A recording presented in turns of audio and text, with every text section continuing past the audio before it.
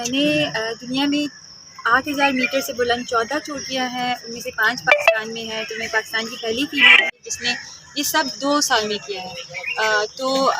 मुझे government of Pakistan ने announce किया है सितारा इम्तियाज़ देने का, उसके लिए मैं बहुत ज़्यादा शुक्रगुज़ार हूँ, क्योंकि इस एज में ये अवार्ड मेरे लिए बहुत बड़ी ऑनर की बात है। और औरतों के लिए कितने इश्यूज़ हैं मैम? औरतों के लिए बहुत ज़्यादा इश्यूज़ हैं हमारे। एक तो माउंटेनियरिंग है भी दुनिया का सबसे ज़्यादा ख़तरनाक स्पोर्ट, लेकिन एज अ फ़ीमेल लोगों को अपनी काबिलियत का एतमाद दिलाना वो बड़ा मुश्किल है, क्योंकि अभी भी मुझे कुछ कमेंट्स ऐसे आ जाते हैं जो मुझे पसंद नहीं हैं, लेकिन वो बर्दाश्त करके हमें ज़्यादा मतलब जो मर्दों को मुश्किलात हैं उनसे हमें शायद 1.5 गुना ज़्यादा मुश्किलात हैं। मैम आप पिंडी से हैं और आपने गिलगित का सफ़र किया, कैसा लगा?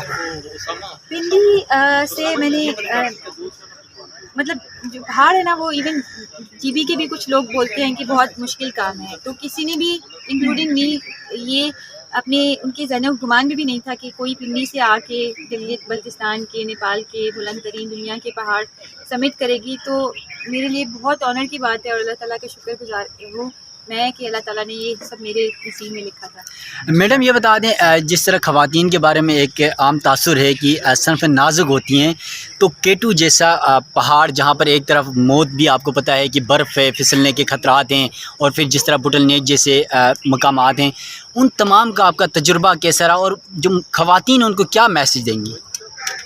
ख़वातीन को मैं ये मैसेज दूँगी कि कोई भी काम दुनिया का मुश्किल नहीं है। हमारे माशरे की ख़वातीन हमारे क्योंकि मसाइल इतने ज़्यादा हैं कि हम हिम्मत हार जाते हैं।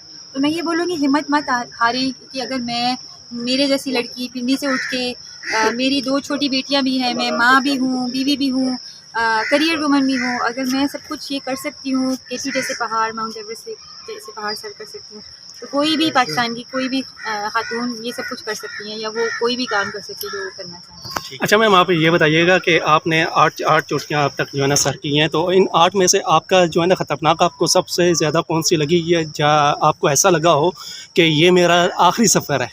वो गशब्रुम 1 है जो पाकिस्तान में एक 8,000 की पीक है। उस पे रस्सी नहीं थी, मौसम बहुत ख़राब था और वो टेक्निकल पहाड़ है, तो मैंने केटू की फ़ौरन बात किया था, तो वो मुझे केटू से भी ज़्यादा मुश्किल लगा था। तो कैसा एक्सपीरियंस रहा आपका अब तक का? अभी तक बहुत मुश्किल था, लेकिन अल्लाह ताला ने मैंने जैसे बोला कि मेरा आराम से कोई इंजरी नहीं हुई, कोई खराश तक नहीं आई किसी भी पहाड़ पे। तो अल्लाह ताला से दुआ है कि आगे भी मेरी एक्सपीडिशंस पे उनको कामयाब बनाएं। तो आपको फैमिली सपोर्ट कैसी रही? आपकी फैमिली, मेरे फैमिली? हस्बैंड बहुत सपोर्टिव है।